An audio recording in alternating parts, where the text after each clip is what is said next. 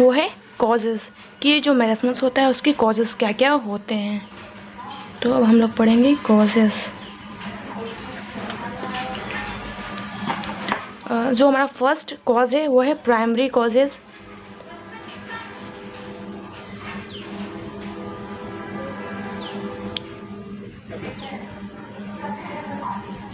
अब देखेंगे कि प्राइमरी कॉजेज़ में क्या क्या आते हैं। तो जो हमारा पहला है प्राइमरी कॉजेज़ में, वो है infection present of body.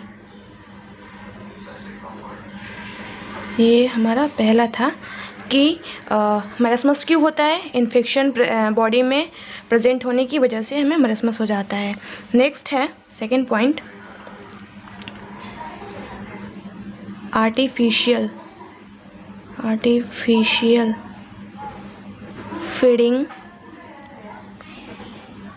It's includes that insufficient calorie. तो जो दूसरा पॉइंट है वो कह रहा है कि जो बच्चे होते हैं उन्हें आर्टिफिशियल फीडिंग जो कराते हैं वो अनसफिशिएंट पर्याप्त मात्रा में कैलोरी नहीं मिल पाती है, जिसकी वजह से कैलोरी की कमी हो जाती है और मैरस्मस हो जाता है बच्चों में।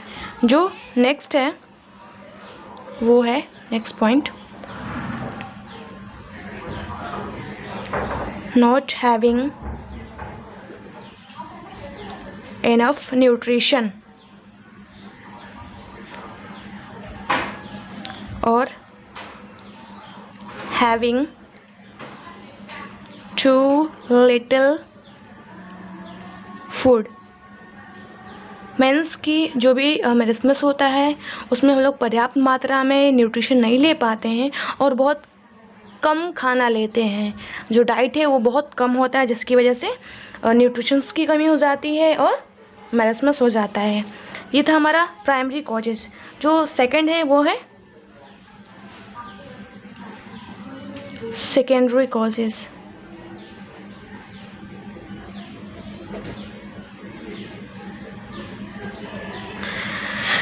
सेकेंडरी कॉजेज में जो हमारा पहला है वो है age factor.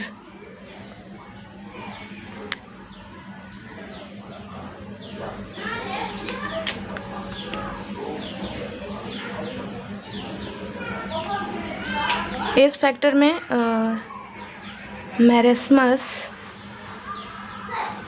Is more than affected infants than the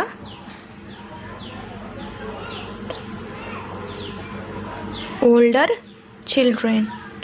जैसा मैंने पहले बताया कि जो मैरस्मस होता है वो किसी भी एज ग्रुप के लोगों को हो सकता है, लेकिन ज़्यादातर जो अफेक्टेड होते हैं वो होते हैं इन्फेंट्स, या जो 1 ईयर ऑफ एज से बच्चे कम एज के होते हैं वो होते हैं। जो हमारा सेकंड पॉइंट है इसमें वो है congenital factor.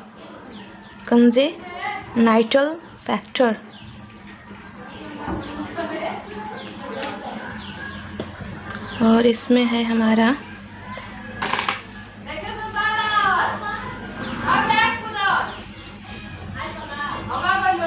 Limit intake and digestion of food because of cleft lips and cleft palate। जो सेकेंड फैक्टर है वो है कंजेनाइटल फैक्टर भी रिस्पॉन्सिबल है मैरस्मस के लिए। इसमें क्या होता है, जो बच्चा होता है वो एक कम अमाउंट में डाइट ले रहा होता है और जो भी फूड लेता है वो इजीली डाइजेस्ट हो जाता है, ठीक। और ये क्यों होता है कम अमाउंट में, जो बच्चे होते हैं क्यों फूड लेते हैं, क्योंकि जो बच्चे कंजेनाइटल डिजीज से सफ़र कर रहे होते हैं, जिन्हें क्लेफ्ट लिप्स होता है और क्लेफ्ट पैलेट्स होते हैं, तो उन बच्चों को वो बच्चे सही तरीके से ज़्यादा अमाउंट में फूड नहीं ले पाते हैं, जिसकी वजह से उनके अंदर कैलोरी की कमी हो जाती है और मैरस्मस देखने को मिलता है। नेक्स्ट है हमारा इसमें chronic infection,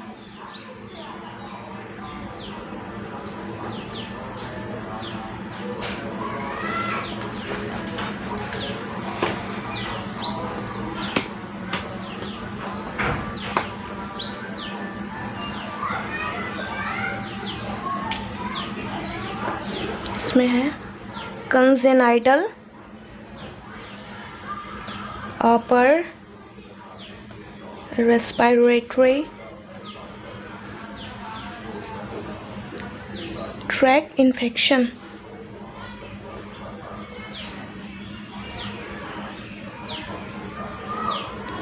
एग्जाम्पल में आ जाएगा TB, tuberculosis and chronic diarrhoea.